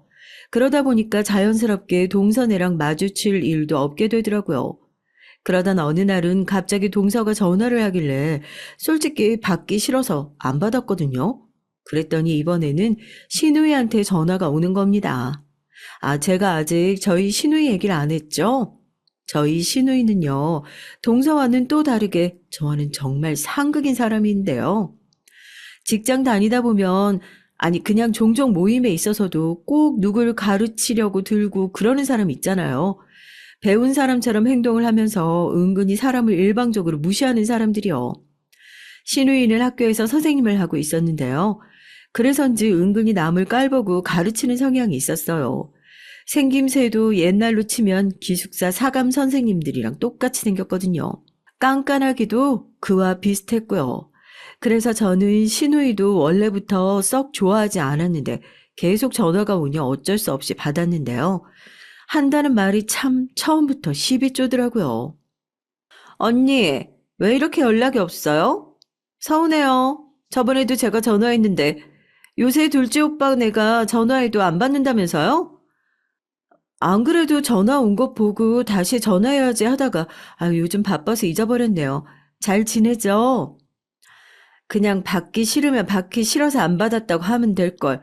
여하튼 언니 맨날 뭔 말만 하면 다 핑계야. 어머, 갑자기 무슨 말을 그렇게 해요, 아가씨? 아니, 무슨 일 있어요? 보다 못해서 제가 전화했어요, 언니. 아무리 만삭이라지만 너무하는 거 아니에요? 친구들 보니까 만삭이어도 할 건 다 하고 돌아다니던데. 지금 날도 덥고 얼마나 힘든지 알긴 알겠는데 신경 좀 써줬으면 좋겠네요. 엄마가 우리 집안은 형제 자매끼리 교류가 없어도 너무 없다고 걱정하시는 거 알긴 알아요. 저도 나름 언니 신경 쓴다고 생일 때나 그럴 때 케이크 주문해서 보내고 하잖아요. 근데 언닌 전화를 해도 안 받고 집안의 첫째로서 둘째 오빠네나 우리 챙기는 것도 없고 참 속편하게 사셔. 언니가 큰 언니로서 도리도 안 하고 그렇게 내팽개치는 바람에 둘째 오빠네가 지금 많이 힘든가 봐요. 그 얘기 듣고 내가 전화한 거예요. 갑자기 전화를 해가지고 이렇게 와다다 가르치듯이 퍼붓는데 순간 당황해서 한마디도 반격을 못하고 네네 제가 요즘 소홀했나 봐요. 앞으로는 아가씨 말씀처럼 교류 자주 하도록 노력할게요 하고 끊었거든요. 근데 끊고 나서도 어안이 벙벙하고 다짜고짜 왜 이런 전화를 했나 했더니 며칠 전에 아버님 생신이었거든요. 동서가 전화를 했던 것도 그것 때문이었던 것 같은데 그동안에야 제가 뼈 빠지게 상 다 차려놓고 하면 와서 생일상이나 얻어먹고 하던 것을 자기가 차리려오니 그게 그렇게 억울했나 봐요. 그래도 이왕 한 거 생색 좀 내려고 했더니 제가 전화도 안 받아서 그것도 약이 오르고요. 자기가 주인공이고 왕대접 받아야 하는데 귀한 손으로 음식 장만하고도 푸대접을 받았다고 생각한 거죠. 게다가 고작 딱 한 번, 제가 임신하고 명절 때 못 내려가니까 딱 한 번, 저 없이 어머님이랑 단둘이 제사 음식 준비했는데 그것도 신우이랑 동서 둘 다 아주 불만이 가득한 거였어요. 그도 그럴 것이 제가 처음 시집 갔을 때요. 제사 음식을 하느라 이것저것 분주한데 그때 결혼 전이었던 신우이는 그냥 앉아서 TV 보고 낮잠 자고 자기네 집안 제사인데도 하도 손님처럼 하고 있길래 제가 한 소리를 한 적이 있었거든요. 아가씨, 그렇게 쉬고만 있지 말고 여기 와서 음식 좀 같이 하면 안 돼요? 부엌에 사람도 많구만. 저까지 보태야 돼요. 저 요즘 공부하느라 피곤해요. 그랬더니 시어머니도 딸 편을 막 드시더라고요. 쟤 어제 늦게까지 공부하고 와서 피곤하대. 아유, 그냥 하던 대로 우리끼리 하면 되지. 뭐 큰일도 아니구만. 근데 그게 신우이랑 동서가 워낙 쿵짝이 잘 맞다 보니까 자연스럽게 저는 시댁에 가면 주방부터 들어가는 반면 동서는 시댁에 가면 신우이 방에 들어가 수다 좀 떨고 낮잠부터 자고 이렇게 공주 행세를 하며 지냈던 거죠. 그러다가 갑자기 맏며느리가 하던 일을 도맡아 하니까 아주 입이 대빨 나와서 신우이를 뒤에서 조종해가지고 저에게 따지는 전화를 하게 만든 겁니다. 그렇게 이간질과 자기 편하자고 남일 시키기에 능한 동서는 해가 지날수록 더 얄미워지더라고요. 신우이나 동서나 안 그래도 얄미운 사람들은 애를 놓고도 더 얄미워지더라고요. 신우이와 동서가 미우니까 괜히 죄 없는 그 집 애들까지도 미워지는 거 있죠? 둘 다 제가 만삭일 때나 애들 키울 때는 어떻게든 제가 편한 꼴을 못 보더니 글쎄 자기가 애를 가졌을 땐 저희 애들더러 뭐라는지 아세요? 얘들아, 이제 작은 엄마가 예쁜 동생 낳을 거야. 동생 태어나면 잘 돌봐줘야 돼. 그럼 너희 동생들 예뻐하고 잘 이끌어줘야 집안 분위기가 사는 거야. 늘 동생들한테 양보하고 절대 싸우면 안 돼. 알았지? 아니, 저희 애들이 보모도 아니고 자기 애들을 왜 돌봐달라고 하는지 이해가 안 되는 거죠. 그리고 형이면 형 대접 받으면 받았지. 아니, 왜 형이라고 동생들한테 무조건 양보를 해야 한다고 가르치나요? 아무튼 애를 낳기 전부터 하는 짓이 꼴보기가 싫었는데 그 둘이 실제로 애 낳고 하는 행동을 보니까 기가 막히더라고요. 시댁 식구들과 시누이 그리고 동서애와 외식을 하면 어쩌는지 아세요? 글쎄 반찬이 부족하건 술이 부족하건 그 둘은 엉덩이 드는 법이 없고요. 동선의 애나 시누이 애들이 어릴 때 제 딴에는 밥이라도 괜히 먹으려고 칭얼대면 나서서 안고 돌아다니며 봐주기도 했는데 그게 당연하다면 당연한 거지 고맙다는 말 한마디가 없더라고요. 그리고 애들이 있는 분 아시잖아요. 식당에 갈 때 아기 먹을 건 좀 따로 챙겨가거나 달래려고 과자나 과일 같은 걸 좀 싸가기도 하잖아요. 그럴 때에도 항상 자기네 애들 먹을 것만 챙겨오고 싸주고 그러더라고요. 편의점이나 슈퍼에 가면 본인 애들 챙기기에만 바쁘지 저희 애들 사탕 하나를 사준 적이 없어요. 엄마, 쟤네 아이스크림 먹는데 나도 사주면 안 돼? 어머, 왜 자기네들 것만 샀대? 일로 와, 엄마가 너도 사줄게. 이런 식입니다. 아니, 아이스크림 뭐, 그거 얼마나 한다고. 그걸 둘이 자기네 애들 것만 칼같이 나눠서 내고 있는 것도 꼴보기 싫은데, 제가 미처 아이스크림을 사는 걸 못 봤으면, 좀 사줄 수도 있지. 그걸 우리 애 것만 쏙 빼고 사주더라고, 그러더라고요. 동서, 그리고 아가씨, 아무리 그래도 인심이 너무 박하네요. 남도 아니고 아이들 아이스크림 사주면서 우리 애만 쏙 빼놓고 사주는 게 맞는 일인가요? 언니야말로 그깟 아이스크림 가지고 치사하게 뭘 그래요? 각자 애들 챙기니까 정신이 쏙 빠져서 그랬지. 뭘 누가 일부러 안 챙긴 것처럼 얘기하고 그래요? 맞아요, 형님. 참 됐어요. 제가 하나 사줄게요. 그럼 됐죠? 이리 와, 아이스크림 하나씩 사줄게. 이런 식으로 정말 하나하나 말하자면 얄미운 짓거리들은 끝이 없지만 지나간 일은 너무 많아서 여기까지 얘기하는 걸로 하고 생략하고 제가 비교적 최근에 겪은 일을 말씀드릴게요. 그날은 어머님 다리 수술을 하시는 날이라 병원에 좀 길게 입원을 하셨다가 퇴원을 하시는 날이었어요. 어머님 병원에 계실 때요. 동선의 신우이는 바쁘다는 핑계로 코빼기 한 번 비춘 적이 없었죠.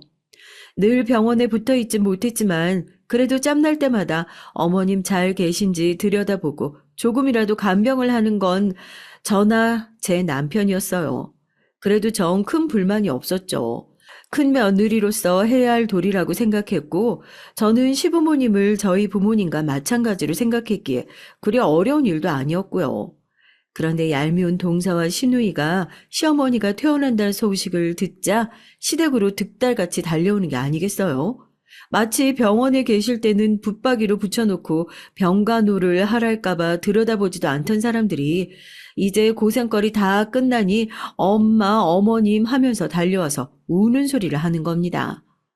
어머님, 저희 왔어요. 다리는 어떻게 좀 괜찮으세요?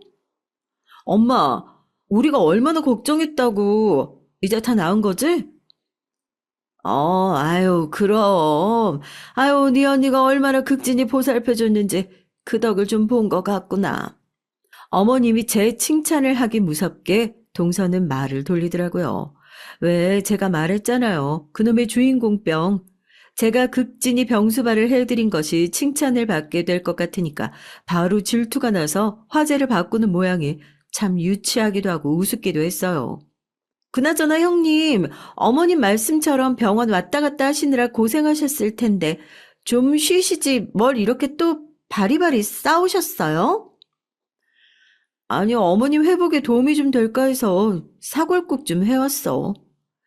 어머님 다리 회복에 도움이 조금 될까 해서 동네 유명한 정육점에 주문까지 해서 직접 밤새 사골국을 끓여갔거든요. 곰탕 끓인다는 게 좀 손이 많이 가고 정성이 많이 들어가는 일이냐고요. 뼈를 깨끗이 씻어서 한두 번은 끓여서 불순물 제거하고 그 이후로도 정성을 들여서 끓이고 또 끓이고 온 집안에 냄새가 배는 것도 감수하고 그렇게 열심히 끓여왔더니 동서랑 신우가 한다는 말이 뭔 줄 아세요? 어머, 형님, 건강정보 프로그램 안 보셨어요? 사골 그런 거 우려 먹어봤자 아무 영양가 없대요. 그냥 미심처럼 뼈를 국물을 내서 먹으면 뼈 건강에 좋겠거니 하고 먹는 건데, 실제로 의사인가 과학자인가 막 실험해본 결과가 나왔는데, 정말로 아무런 도움되는 성분이 없던데요? 게다가 사골국에 막 소금 쳐서 먹잖아요. 그게 나트륨 덩어리라 건강에 더 안 좋대요. 맞아. 나도 그 내용 본 적 있어. 그러니까 다 맛으로 먹는 거지. 몸보신 위해서 먹는 건 아니라고 하더라고. 그래도 언니 고생했네요. 이참에 다 같이 나눠 먹지 뭐. 신우이는 그러면서 호시탄탐 조금이라도 얻어가서 자기네 애들 먹일 궁리를 하는 거 아니겠어요? 웃기지도 않아서. 아니 자기네 말처럼 나트륨 덩어리에 순 영양가도 없는 거면 뭐하러 얻어가서 애들 먹인대요? 자기네들도 다 정성 들여서 끓인 국물 몸에 좋은 건 알지만 직접 팔 자신은 없고 그러니까 저를 깎아내리면서도 은근히 준다고 하면 가져가고 싶은 거겠죠. 동서는 한술 더 떴어요. 그러고 보니 들어오면서 손에 웬 쇼핑백들을 주렁주렁 달고 들어오는데 본인이 사온 온갖 것들을 다 꺼내놓으며 어머님께 막 아양을 부리는 거 아니겠어요? 어머님, 이 영양제 연속극에 나오는 거 보셨죠? 왜 주인공들이 한약 먹듯이 먹고 좋다고 막 그러잖아요.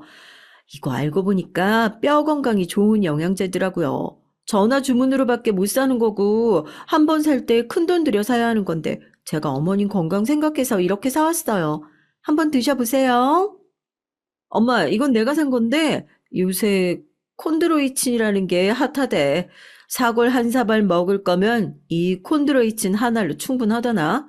광고도 많이 나오잖아. 제약회사에서 나오는 게 여러 개 있는데 내가 그중에서 제일 성분 좋고 비싼 걸로 사온 거야.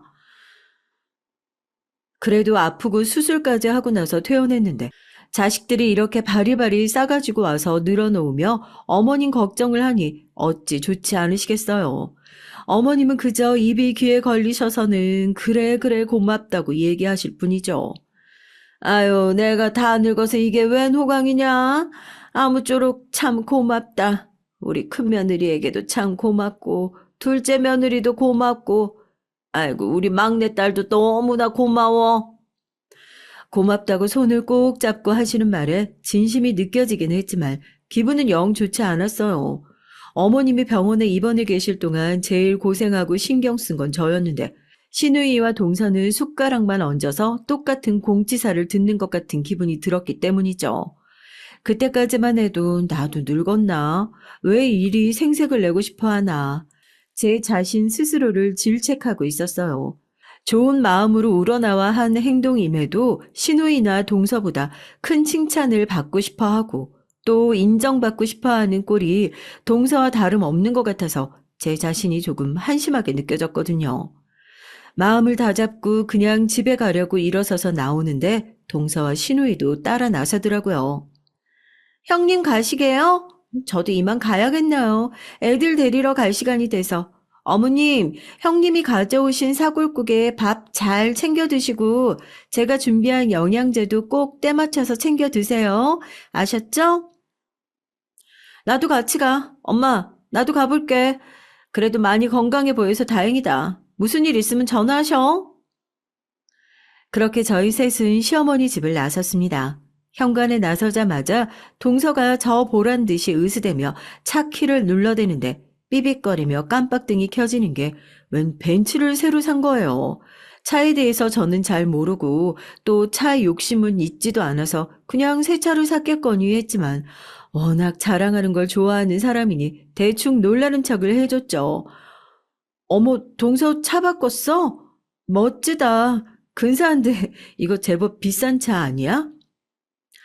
아, 형님 모르셨구나. 네, 애들 데리고 다니기엔 이전 차는 좀 불편해서 큰맘 먹고 하나 장만했어요. 아, 집에 태워다 드릴까요?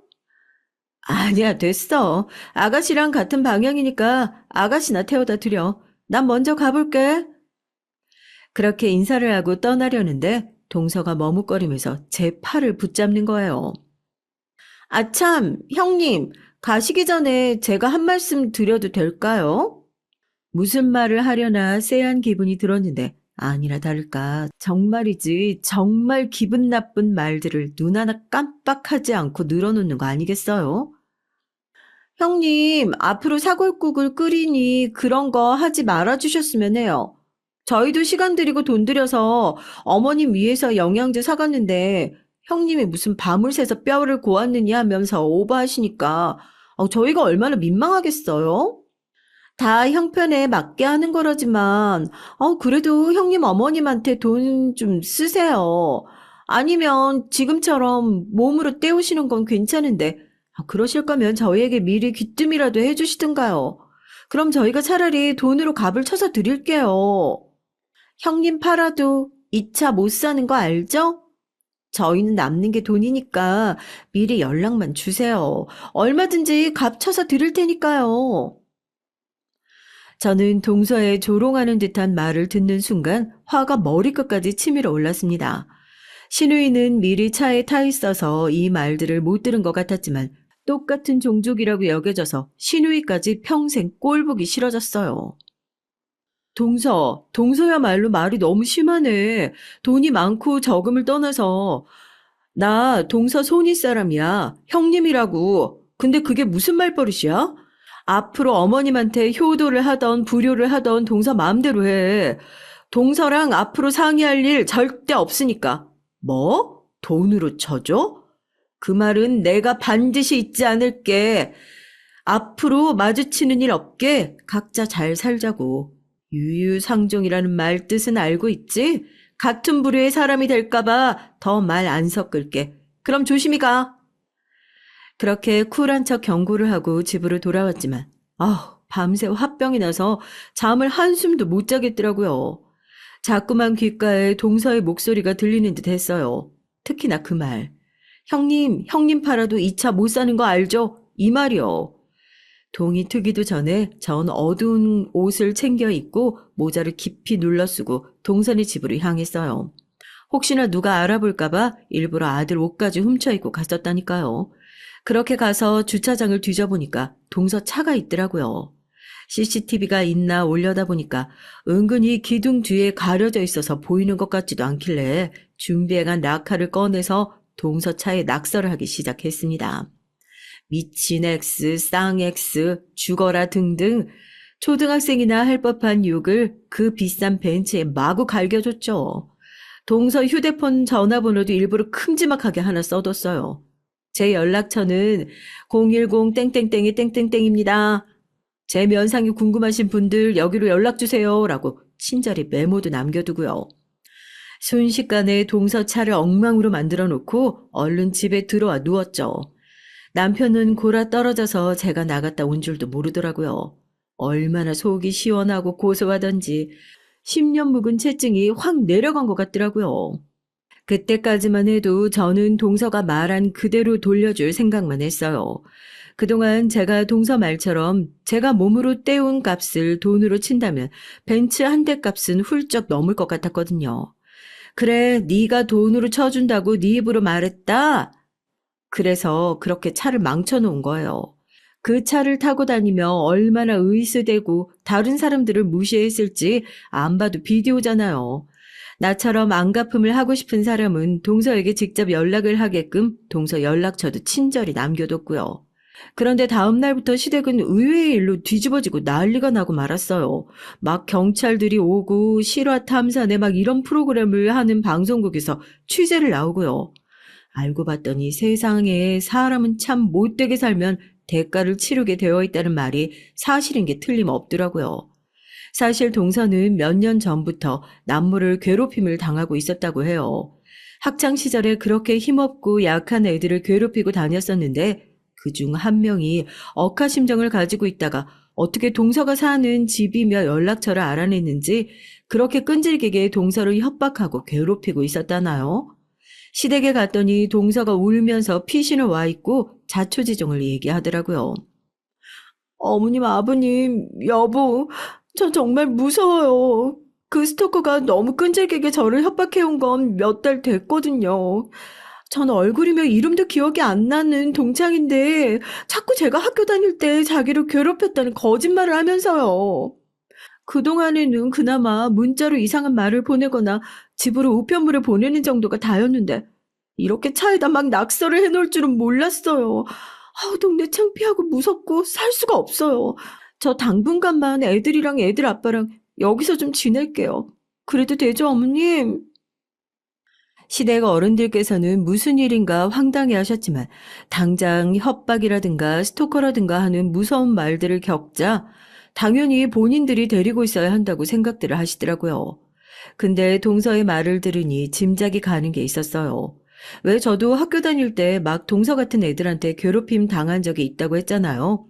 동서 얘기를 들어보면 지금에 와서 동서를 협박하는 사람이 어지간한 억하심정을 가지고 그러는 게 아닌 걸로 보이는데 아니 땐 굴뚝에 연기 나겠냐고요. 누가 할 일 없이 몇십 년 동안 호시탐탐 기회를 노리다가 한 사람을 괴롭히기 위해 이렇게 노력을 하겠어요? 다 진짜로 본인이 동서에게 당한 게 있고 또 보통 당한 게 아니니까 안갚음을 하려고 하니 이 지경까지 온 것이죠. 다행인지 불행인지 상황이 이렇게 흘러가자 동서는 제가 차에 그 짓을 했다고는 추호도 의심을 하지 않는 것 같았습니다. 그런데 더 놀라운 일이 벌어졌어요. 동서가 핸드폰도 다 꺼버리고 살던 데에서 자취를 감춰버리자 그 동서를 괴롭힌다던 동창생이 이번에는 인터넷에 폭로글을 올려버린 겁니다. 이 사실을 어떻게 알게 됐냐고요? 동서와 그렇게 둘이 죽고 못 살고 붙어 다니던 신우이가 갑자기 시댁으로 쳐들어와서 동서에게 삿대질을 해가면서 당장 이 집에서 썩 꺼지라고 욕을 막 해대기에 알게 된 사실이죠. 동서가 시댁에 머물러 있기를 한 일주일인가? 2주일쯤 됐을 때 신우이가 갑자기 사색이 돼서 집으로 막 뛰어들어오더라고요. 사감 선생님처럼 그 단정한 차림의 사람이 막 머리도 산발이고 옷매무새도 마구 헝클어져서요. 엄마 둘째 오빠네 어딨어? 어딨냐고? 아니 얘가 대체 벼랑간 이게 무슨 일이니? 너 지금 학교에 있을 시간 아니야? 이 꼴은 다 이게 뭐고? 동서가 낮잠을 자다가 부스스한 모습으로 나오자 신우이가 막 달려가서 동서의 머리차리를 잡고 흔들어대기 시작했습니다. 야, 너 지금 누구 인생 망치려고 환장했어? 여기가 어디라고 나와 있어? 거기다가 지금 한가롭게 낮에 발 뻗고 잠이 와? 누구는 밖에서 지금 어떤 꼴을 당하고 왔는데? 어머, 미쳤어요. 아, 이거 놓고 얘기해요. 네. 동서는 순간적으로 아가씨를 확 제압을 해버리더라고요. 맞죠? 제 말이. 동서가 학창 시절에 괴롭히던 짬이 나와서 저렇게 순순히 당하고만 있지는 않을 거라고요. 신우이도 지지 않고 바락바락 대들기 시작했습니다. 엄마, 제가 얼마나 무서운 애인 줄 알아? 글쎄, 학교 다닐 때 애들을 그렇게 괴롭혀서 쟤한테 맞아서 어디가 부러진 애도 있었고, 피해서 도망치듯이 전학을 간 애도 있었대. 쟤 저거 맨날 어디 유학파라고 으스댔지? 그게 유학을 간 게 아니고 학교에서 퇴학당할 지경에 이르러서 쟤네 부모님이 도망치듯이 해외로 빼돌린 거래. 뭐? 아니, 그게 사실이냐? 아, 이게 무슨 일이야? 나 방금 학교에서 무슨 일 당하고 왔는지 알아? 쟤한테 엄청나게 괴롭힘을 당했다는 애가 인터넷에 글을 올린 거야. 우리 집 신상까지 다 털어가지고. 특히 신우이란 사람은 학교에 다니는 선생이라는 내 신상까지 올리는 바람에 우리 학교로 민원 전화 계속 쏟아지고 난리도 아니었어. 나 이제 어떡해? 공무원은 이런 평판 남는 게 최악인데 앞으로 어떡하냔 말이냐고. 예상했던 바가 딱 맞더라고요. 동서에게 억하심정을 가진 동창생이 더 이상 동서를 공격할 수 있는 창구를 찾지 못하자 급기야 인터넷에까지 글을 올려서 이런 사달을 낸 거더라고요. 정말 무서웠던 게 어찌나 집요하게 동서에 대해 파고들었는지 동서에 대한 신상부터 시동생 신우이, 신우이의 남편 그리고 아이들까지 아주 정확하게 정보를 정리해서 올려놓은 거 있죠? 그뿐만이 아니었어요. 동서나 신우이나 어찌나 평소에 행실이 안 좋았었는지 그렇게 신상이 폭로된 글에 댓글들이 달리기 시작하는데 그것들만 읽어봐도 세상에 그런 천하의 몹쓸 것들이 없더라고요. 동서의 아파트에 사는 한 주민은 이렇게 댓글을 달았어요. 아, 저 여자 진짜 무슨 일 낼 줄 알았는데 기어코 이렇게 인터넷에 올라오네요. 저 여자 집 층간소음이 얼마나 심한 줄 아세요? 맨날 늦은 시간까지 뭘 하는지 발에 망치를 달았는지 쉴 새 없이 쿵쿵쿵쿵 애들 뛰어다니는 것도 제지를 안 하는 것 같고 경비실을 통해 몇 번 얘기했더니 눈 하나 깜짝하지 않아요. 심지어 경비 아저씨가 그 말을 전했다고 나이도 지긋한 분을 삿대질까지 하면서 쥐잡듯이 잡더라고요. 아, 그 인성, 제가 무슨 일을 내도 단단히 낼지 알고 있었습니다. 며칠 전 차에 라카치를 칠해져서 요새 동네에서도 통 안 보이던데요. 신우이도 양반은 아니었죠. 신우이가 가르친 제자라는 애는 졸업생임에도 불구하고 이렇게 댓글을 달았더라고요. 선생님은 정말 제가 그동안 만났던 선생님 중에 최악이었어요. 사실 저희 집이 기초 수급자여서 형편이 어려웠었는데요. 학교에서 무상으로 지원을 받을 일이 있을 때마다 대놓고 애들 앞으로 불러다 세워놓고 어찌나 저를 무시하던지. 선생님 저 기억나시죠? 선생님은 부잣집 사모님이라고 들었는데 이번 일로 나락가시겠네요. 축하드립니다. 그러니까 유유상종이라는 게요. 본인들이 그동안 한 짓으로 이렇게 벌을 받게 된 건데 서로 너 때문이라느니 너 때문에 일이 커졌다느니 이렇게 머리채들을 잡고 싸우는 겁니다. 반성하거나 자기 때문에 피해를 입은 사람들에게 사과할 생각은 추호도 하지 않고요. 보다 못한 어머님과 아버님이 나섰습니다. 네, 듣자 하니까 내 자식을 잘못 키웠구나. 잘못 키웠어. 이 얘기가 다 사실이냐, 둘째야? 네가 먼저 말해봐라. 이게 다 어떻게 된 일이냐? 아버님, 저는 정말 모르는 일이에요. 학창 시절에 누구나 친구와 싸우기도 하고 그러면서 학교 생활하는 거 아니에요? 그런 일 가지고 지금 와서 저러는 거 상식적으로 정상적인 행동이냐고요. 그 동창생이가 뭔가 하는 말 절대로 믿지 마세요. 사기꾼이고 정신병자예요. 그렇다고 하기에는 너무 생생하고 모든 걸 기억하고 있고 또 너나 우리 집에 대해서 너무도 상세하게 알고 있지 않니? 예, 막나 너도 말해봐라. 너는 이게 다 진짜냐? 네가 진짜 가르치는 학생들 그렇게 대했어? 저도 하나도 기억 안 나요, 아빠. 어떻게 한 반에 20명, 30명이나 되는 애들을 제가 공평하게 대할 수 있겠냐고요. 그래요, 마음이 삐뚤어진 애들은 뭔가 억울하다고 느꼈을 수도 있겠죠. 그런데 이렇게 한 사람의 입장을 올리면 제가 너무 불리한 거 아니에요? 게다가 제가 저지른 적도 없는 동급생 괴롭힘까지. 둘째 오빠의 죄까지 제가 다 뒤집어 쓰게 생겼다고요. 어느 정도 기정사실인 부분이 있긴 있나 보구나. 더 이상 너희 얘기 듣고 싶지 않다. 둘 다 너희 집으로 가. 꼴도 보기 싫어. 썩 내 집에서 나가. 그렇게 동선에는 시댁에서 쫓겨나듯이 나가 친정으로 향했지만 그쪽으로도 화살이 날아오는 바람에 지금 어디 지방에서 작은 아파트를 얻어 살면서 이민을 준비하고 있다고 해요. 귀양살이도 아니고 갑자기 잘 살던 동네를 떠나 지방에서 머물러야 하는 것도 억울한데 행여나 동네 사람들이 동서를 알아볼까봐 죄인처럼 지내고 있다고 하네요. 그러니 가정에 불화가 없을 리가 있겠어요. 시동생은 허구한 날 동서 때문에 창피해서 못 살겠다고 이혼을 하겠다며 노래를 부르지만 동서는 아이들을 생각해서라도 제발 이혼만은 하지 말아달라고 매달리는 중이라고 합니다. 아이들이요? 아이들도 모든 사실을 알고 정서가 불안해진 나머지 하나이는 방에 틀어박혀서 매일 스마트폰만 들여다보고 있고 하나이는 뻑하면 동서에게 반항하고 소리소리 지르고 한다고 하네요. 다 본인이 하던 짓을 제 자식에게 고스란히 돌려받고 있는 셈이죠.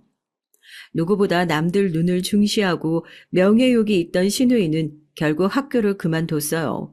그리고 신우이는 자신이 잘못을 저질렀던 제자들에게도 아버님 손에 이끌려 직접 찾아가 머리를 조아리며 사과를 했다고 하고요. 연락이 닿지 않는 제자들이나 혹시나 자신에게 피해를 입었을 법한 사람들을 향해 장문의 사과문을 인터넷에 올리기도 했는데 그걸 가지고도 아주 가루가 되게 욕을 먹기도 했어요. 그 사과문도 자세히 읽어보면 왠지 은근히 재수가 없었거든요. 사과하는 척 하긴 하지만 은근히 남을 가르치면서 제 잘못은 없다는 투로 작성한.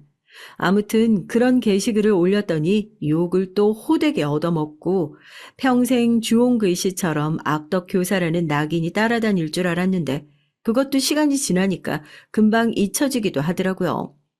그렇게 그날 동서의 차에 저지른 저의 범행은 완전 범죄로 끝났습니다.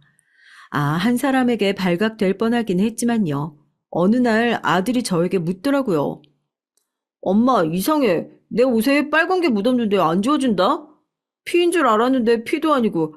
에이, 이거 내가 아끼는 옷인데 어쩌지? 그 락화가 언제 그 옷에 묻었을까요? 도둑이 제발 저린다고 저는 화들짝 놀랐지만 이내 침착함을 되찾고 아들에게 다른 새 옷을 3벌이나 사줬어요. 아들은 그저 옷을 사주니까 기분이 좋아 입이 찢어질 뿐이었죠. 우와, 엄마 웬일이야? 이렇게나 새 옷을 한꺼번에 많이 사주고. 거기다가 여기는 브랜드라 비싸다고 절대 안 사줬었잖아. 엄마가 그럴 일이 좀 있지. 옛다 기분이다. 신발도 하나 사줄까? 이제 동서네가 외국으로 이민을 가게 되면 저는 더 이상 동서네와는 볼 일이 없어질 것 같아요. 그러나 신우이는 저에게 종종 연락을 해옵니다. 언니, 제가 그동안 언니한테 참 잘못한 것 같아요. 언니는 저에게 참 잘 대해주시고 엄마 아빠도 극진히 모셨는데 지금이라도 언니 동생처럼 친하게 지내면 안 될까요? 나는 안 변했는데 상대는 변한 것 같은 이질적인 느낌 아시나요? 좋은 쪽으로든 나쁜 쪽으로든 신우이는 변했지만 저는 그래도 신우이와 가까이 지낼 마음이 별로 들지 않았습니다. 어느 쪽으로든 거리를 두고 사는 게 맞다는 생각이에요. 세상 만사 무슨 일이 또 벌어질지 모르니까요.